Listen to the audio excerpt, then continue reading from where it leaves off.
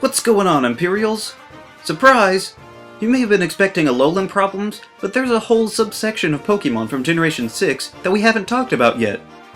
Mega Evolution was the shiny new mechanic introduced in Generation 6, giving new designs and competitive viability to some old Pokémon, and making others even more stupidly powerful. Many Mega designs are pretty cool, but as a concept it was never my favorite.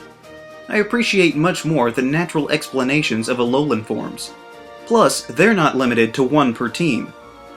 With such a questionable start, there are bound to be some problems, and since there weren't any new Megas introduced in Generation 7, I feel safe that this will be all we have for the time being. So, here are the top 6 Mega Pokémon I have a problem with. Number 6, Mega Heracross and Mega Pincer. Heracross and Pincer are two amazing bug types that save the type from being a complete disappointment early on. Ever since Johto, they've been considered to be counterparts of one another, such as other pairings of Pokémon that aren't related exactly, but have connections. So it makes sense that when one of them got a Mega Evolution, the other one did as well. What doesn't make sense is their designs. These two were already cool, why did they have to make so many changes? Mega Pincer looks like someone's nightmare come to life, and Mega Heracross is just kind of dopey. They're both just too busy with too many random colors. Why does Pincer have demon eyes and torpedoes on his arms? And what happened to his poor legs? There's no way he could ever stand on those things. Heracross has giant buoys on his arms so he doesn't drown, I guess. But I am not a fan of the style change in the horn. It completely removes the gender differences. Why are his wings yellow now? And why, of all things, does he have an astromech droid vent on his chest? Luckily for Pincer, at least his Mega made him more competitively viable, which is the whole point. Unluckily, Heracross didn't get such an upgrade.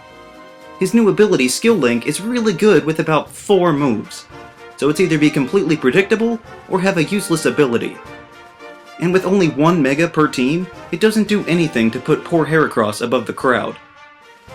But even with all the questionable design choices and limited usefulness, my biggest problem with these two is the fact that they cut short what could have been amazing evolutionary lines. Megas were only given to the end of each evolutionary line. If they weren't, then you can best believe Pikachu would have gotten one. But not every Mega-capable Pokémon was the 3rd stage. Some of them were from the 2nd stage, and some didn't evolve at all. And that's a shame, because that means now they never can. Heracross and Pincer had so much potential for possible evolutions, and to finally be part of a strong, vibrant line. But they're stuck being single forever because someone thought it'd be neat to give them a temporary power-up. Number 5. Mega Ampheros. I don't mind that Mega Ampheros is a dragon type. I don't get it, but I don't really mind it either. My problem is that he put on a wig and that somehow makes him a Mega?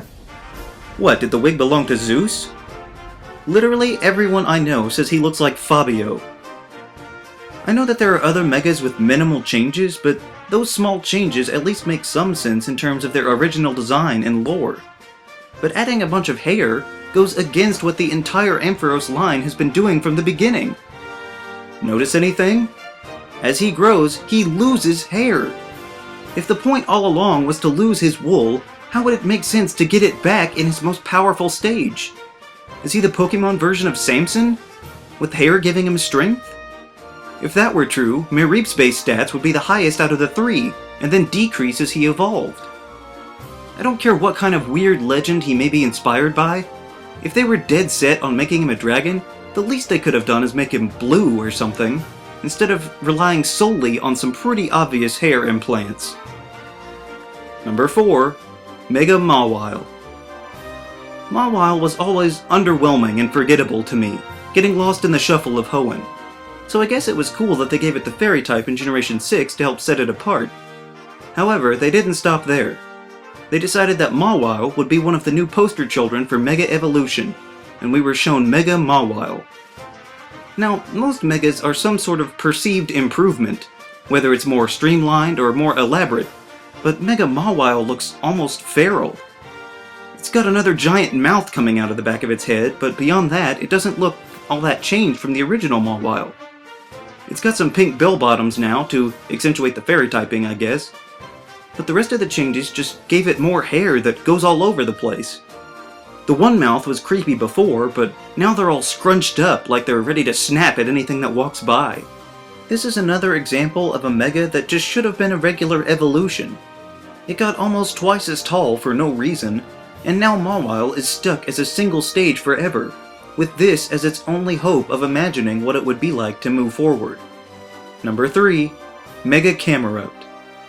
Numel and Kamerot won't win any awards for the coolest Pokemon, but they are interesting. Someone basically said, what if a camel's humps were volcanoes? And the result isn't half bad. Being so tied to the Hoenn region, and more specifically one of its evil teams, it was only fitting that they should want to give Kamerot a Mega Evolution in Oros. But, unfortunately, he would have been better off if they hadn't.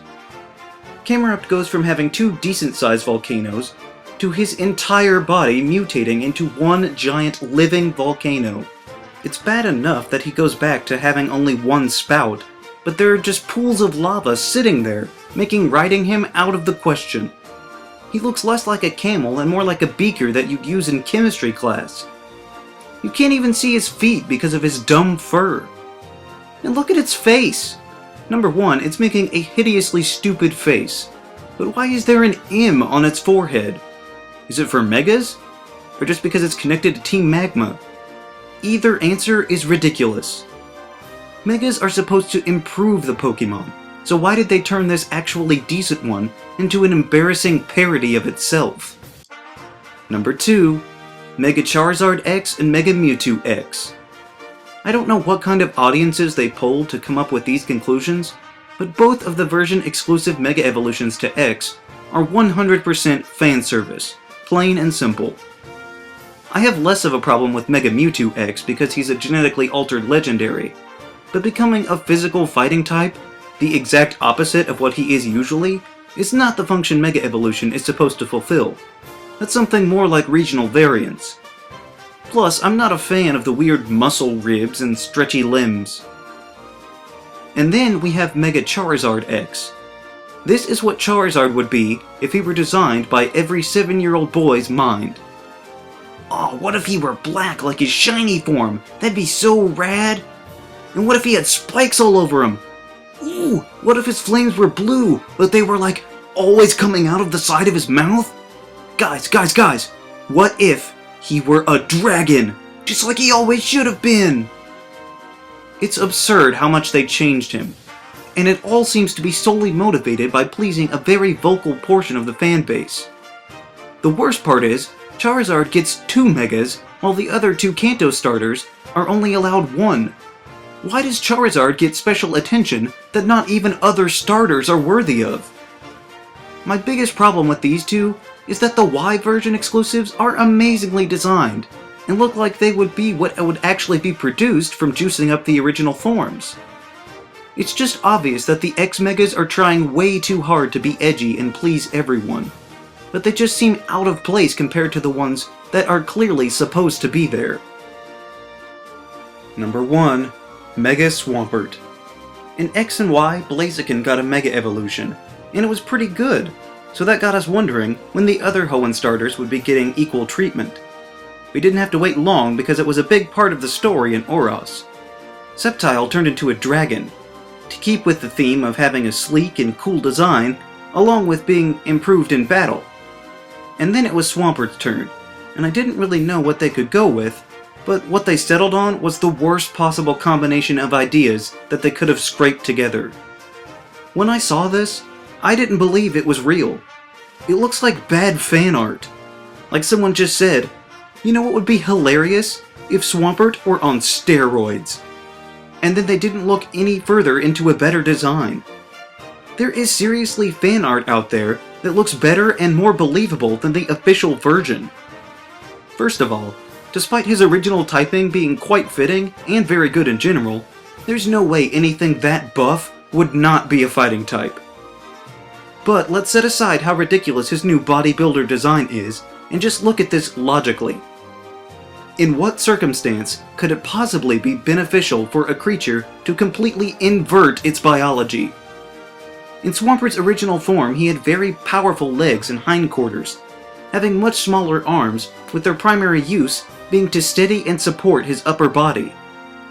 This has to be the ideal configuration for his body in his standard environment, otherwise he wouldn't have survived and would have been replaced by someone better suited to live there. When he Mega Evolves, his arms swell to equal or greater size than his head, and his legs shrink to even smaller than his original arms. I have serious doubts that he could even stand with those tiny things trying to support the new tree trunks jutting out of his upper torso. Can you imagine if they just inverted other Pokemon to the complete opposite of what they originally were? Hey Octillery, we thought it'd be pretty cool if you just had one tentacle and like a bunch of heads. Just because Malamar was turned on its head doesn't mean that they should do the same for Swampert. This all but confirms the idea that Mega Evolutions are unnatural and even painful for the Pokemon, because there's no way that this cartoonishly disproportionate form would in any way be a natural progression from the entire Swampert line. So, those are the Mega Pokemon I have a problem with. Which Megas do you find most problematic? Let me know down in the comments.